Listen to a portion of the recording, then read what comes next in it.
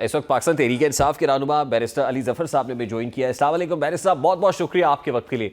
Sir, सबसे पहले तो फरमाइएगा कि पाकिस्तान तहरीक इंसाफ ने ग्रैंड ऑपोजिशन अलायंस बनाने की तैयारी शुरू कर दी। पहले शाहिद खान अब्बासी से मुलाकात हुई, आज मुस्तफ़ा नवाज खोखर के पास पीटीआई वफ्द पहुंचा। क्या इस बात को रियलाइज कर रही है पीटीआई के जो मुज़ाकरात हुकूमत के साथ हो रहे हैं वो कोई कामयाब तो होने वाले नहीं है, या नतीजा खेज तो होंगे नहीं, कंक्लूसिव होंगे नहीं, अब दूसरे ऑप्शन पे गौर करना चाहिए? तो ये कोई प्लान बी है जिसपे अब पीटीआई ने अमल शुरू कर दिया? जी देखिए, सबसे पहले तो जो ग्रैंड अलायंस की आप बात कर रहे हैं वो तो एक अलग मामला है। उसमें तुम्हारा मौकफ ये है कि जो भी पॉलिटिकल पार्टी, चाहे नई हो, पुरानी हो, छोटी हो, बड़ी हो, पार्लियामेंट में हो ना हो, वो अगर हमारे जो मेन मौकफ हैं उनके साथ हमारे साथ खड़ा होना चाहती है, उन प्रिंसिपल्स पे, उन उसूलों पे, तो हम उनको वेलकम करते हैं, हम उनको खुशामदीद कहते हैं और हम उनको अपने फोल्ड में लेके आते हैं। But sir, this should have been done way earlier ना सर? ये बहुत पहले हो जाना चाहिए था। पाकिस्तान तहरीक इंसाफ अब ये कर रही है, लेकिन आप ही के जो दोस्त अहबाब है, चाहने वाले हैं, वो मशवरा देते थे कि सबसे पहले ये काम कर लेना चाहिए कि ऑपोजिशन की तमाम तर पार्टीज को एक परचम तले इकट्ठा कर लें। चलें, आप सही कह रहे हैं कि पहले हो जाता, लेकिन देर आए दुरुस्त आए बड़ा मशहूर मुहावरा है, और आई थिंक इसी के ऊपर अब हम अमल कर रहे हैं। तो पास्ट में जो शायद लेट हो गया, लेकिन ये अब कर रहे हैं हम अलायंस, तो वो अपनी जगह दुरुस्त है। उसमें भी कुछ इश्यूज हैं जो हमें नजर आते हैं, जो हमें करने चाहिए, वो बाद में बात करेंगे आपके प्रोग्राम में। लेकिन जो दूसरा इशू है मुज़ाकरात वाला, वो आप दुरुस्त कह रहे हैं कि हमने तो अपने मौकफ दो दे दिए। हुकूमत जो है वो कंफ्यूजन का शिकार है। उनके पास 7 दिन तो हैं जवाब देने के लिए, लेकिन उनकी अगर आप प्रेस कॉन्फ्रेंस देखें और जो उनकी इतलात आ रही है उनके कैंप से, वो लगता ये है कि शायद वो ये ना माने जो हमारी 2 कंडीशंस हैं। अगर उन्होंने ये ना मानी तो इमरान खान साहब ने मुझे बड़ा वाजे बताया है कि फिर एक लम्हा भी ये मुज़ाकरात आगे नहीं चलेंगे, एक सेकंड भी आगे नहीं चलेंगे। वो मुज़ाकरात की टीम उस मुज़ाकरात को खत्म कर देगी। तो ये पोजीशन है हमारी तरफ से। अब बॉल जो है वो उनके पास है। अगर वो मुज़ाकरात आगे चाहते हैं कि मुज़ाकरात आगे चलें, तो यकीनी तौर पे वो बांध सकते हैं ये मुतालबात और मुज़ाकरात को आगे चला सकते हैं, वरना फिर ये खत्म हो जाएंगे। देखिए, इनसाइडर तो यही है कि हुकूमत ने दोनों मुतालबात मुस्तरद कर दिए हैं, इसमें कोई डेलिब्रेशंस भी नहीं हो रही हैं, वो जुडिशल कमीशन बनाने वाला मामला भी और फिर अंडर ट्रायल कैदियों की रिहाई का मामला भी। तो मेरा ख्याल है कि पाकिस्तान तहरीक इंसाफ भी बखूबी, जैसे आपने कहा कि सेंस तो यही है, फीलिंग यही आ रही है कि हुकूमत ये नहीं मानेगी। अब क्या अली जफर साहब, ये हुकूमत के इस बॉडी लैंग्वेज को, कंडक्ट को, प्रेस कॉन्फ्रेंसेस को देख के आपने अंदाजा लगाया, या फिर वो जो बैकडोर मामला चल रहे थे वो असल में नतीजा खेज नहीं हो सके, या वहां वो बारावर या सबरावर नहीं हुए और अल्टीमेटली पाकिस्तान तहरीक इंसाफ को वहां से जो है वो एब्सोल्युटली नॉट या ना हुई है? नहीं, मेरा ख्याल है ये तो मामला हुकूमत का ही है, और शायद हुकूमत समझती है कि ये अगर हमने मान ली बातें तो हमारी हुकूमत चली जाएगी, या उनको मुज़ाकरात में इंटरेस्ट ही नहीं है। वो किसी ना किसी तरह अदालत में ही जंग लड़ना चाहते हैं और वहाँ ही अपनी अदालतों के फैसलों के जरिए ही अपनी सियासत चमकाना चाहते हैं। तो शायद उनका ये एटीट्यूड हो, ये उनको बेहतर पता है। लेकिन हमारी तरफ से तो हमने एक बड़ी जेन्युइन 2 कंडीशंस लगाई थी जो मेरी नज़र में रीजनेबल थी।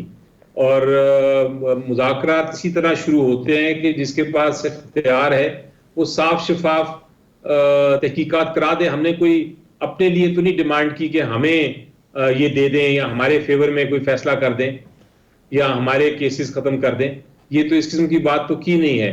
ये तो एक बड़ी रीजनेबल डिमांड थी जो उनके पास है। अगर वो नहीं मानेंगे तो फिर ये मुज़ाकरात की नाकामी जो है वो फिर उनके जिम्मे होगी। हम फिर अपना काम करेंगे, वो अपना काम करें। लेकिन दूसरा मीटिंग हुई थी बैरिस्टर गौहर साहब की, उसका इसके फेलियर या सक्सेस, कामयाबी या नाकामी से कोई ताल्लुक नहीं। लेकिन बहुत कॉन्फिडेंट लग रही थी पाकिस्तान तहरीक इंसाफ उस पर्टिकुलर मीटिंग के बाद, और खान साहब ने भी उस मीटिंग को बहुत खुशाइन करार दिया था कि ये बात होनी चाहिए।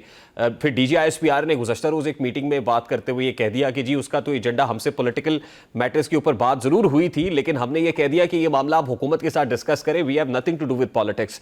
तो लगता तो यही है कि वहां पर बात करने की कोशिश की गई, लेकिन आगे से इनकार हो गया।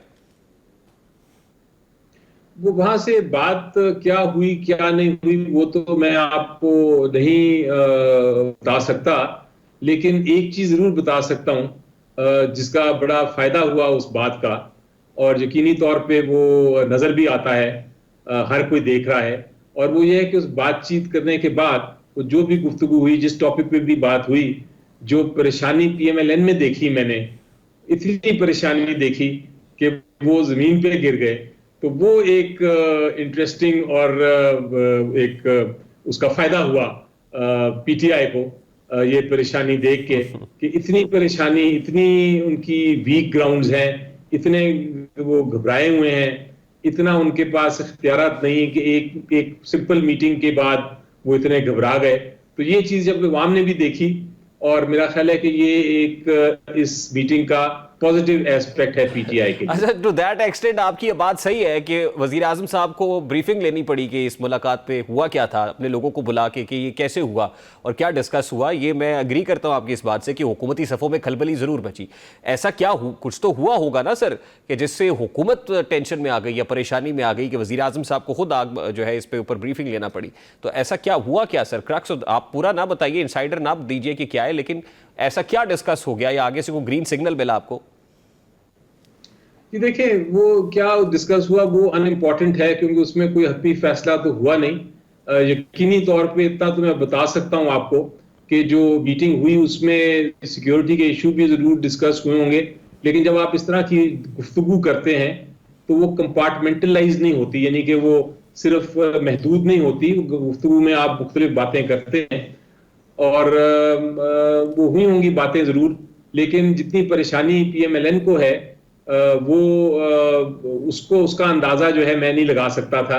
वो मुझे अब एहसास हुआ कि वो कितने वीक ग्राउंड पे खड़े हैं, कितने वीक विकेट पे खड़े हैं। लेकिन जफर साहब, अभी भी आप कुछ एक्सपेक्ट कर रहे हैं उस मीटिंग से? अभी भी कोई एक्सपेक्टेशन है? यानी मैं इसलिए पूछ रहा हूं कि अभी भी हुकूमत को परेशान होना चाहिए, या फिर परेशानी वाले जो बादल हैं वो अब छट चुके हैं?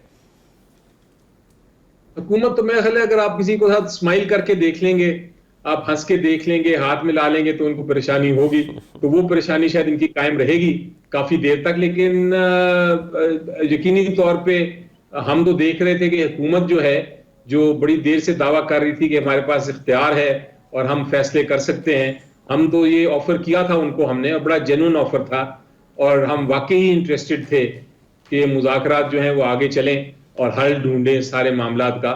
लेकिन वो इस बात पे आमादा नहीं हुए। एक चीज आपको इंटरेस्टिंग मैं बता दूं कि ये कुछ लोग कह रहे थे कि शायद इमरान खान साहब अपने मुफाद के लिए ये मुज़ाकरात चाहते हैं या कोई डायलॉग चाहते हैं, लेकिन उन्होंने तो बड़ा वाज़ेह कर दिया है कि इन मुज़ाकरात में उनके जो केसेस हैं उसका कोई हिस्सा नहीं होगा। वो केसेस जो हैं, जहां तक ताल्लुक है, वो हाई कोर्ट से ही या सुप्रीम कोर्ट से ही उसमें बरी होंगे और फैसला लेंगे, क्योंकि वो कह रहे हैं कि मेरे खिलाफ इतने बेबुनियाद केसेस हुए हैं, इतने झूठे केसेस हैं कि मैं उनमें बरी हूंगा, बाइज्जत बरी हूंगा, अदालत के जरिए हूंगा, मैं कोई मुज़ाकरात के जरिए नहीं हूंगा। तो इसलिए हमें कोई उसका मुज़ाकरात का टेंशन नहीं, कोई फिक्र नहीं, वो नाकाम हो या वो ना हो। सिर्फ ये है कि मैं जाती तौर पे जी प्लीज आप कंप्लीट कर लीजिएगा। जाती तौर पे मैं समझता हूं कि अच्छा है अगर उसमें मुज़ाकरात से कोई हल हो जाता, तो कौम भी एक साइ ऑफ रिलीफ लेती। ठीक, अगर ये कामयाब नहीं होते, जिसके कामयाब ना होने के इम्कानात भी नजर आ रहे हैं, तो फिर मुकदमा लेके अदालतों में जाएंगे या फिर आवाम के पास जाएंगे? नहीं, मुकदमा तो देखिए अदालतों में लड़ना ही है हमने, वो मैदान तो कोई नहीं छोड़ना, ना पार्लियामेंट का मैदान छोड़ना है, ना हमने सियासत का मैदान छोड़ना है, ना मीडिया का मैदान छोड़ना है, ना पब्लिक सेंटिमेंट का मैदान छोड़ना है, ना हमने कानून की जंग खत्म करनी है। हम हर फ्रंट पे लड़ेंगे अपने हकूक के लिए, और उसके लिए हम तैयार हैं कि क्या क्या स्ट्रेटजीज होंगी अगर ये मुज़ाकरात फेल हो जाए। हमें अंदाजा था कि ये बहुत बड़े चांसेस हैं कि ये मुज़ाकरात आगे नहीं चलेंगे, तो जो हिकमत अमली है वो बनाई हुई है, उसको फाइनल रंग या शेप इमरान खान साहब। बहुत बहुत शुक्रिया। बैरिस्टर अली जफर साहब हमारे साथ मौजूद थे।